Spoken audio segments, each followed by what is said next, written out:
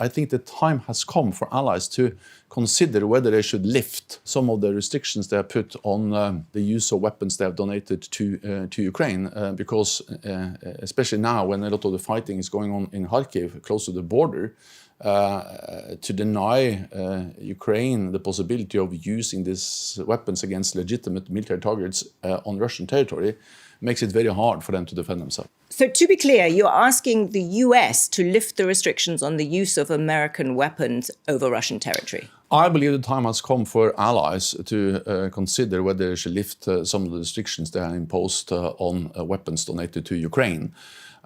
Because we need to remember what this is. This is a war of aggression by Russia against Ukraine. Ukraine has the right to defend themselves, and that includes also striking targets on Russian territory.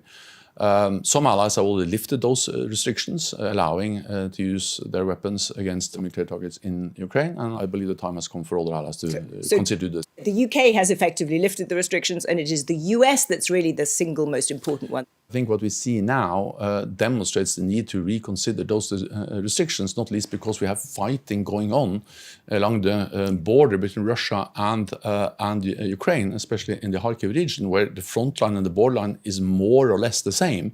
And then, of course, if you deny Ukraine the right to hit military targets on Russian territory, then you make it very hard for them to uphold the right for self-defense. This is self-defense. Self-defense is enshrined in the UN Charter.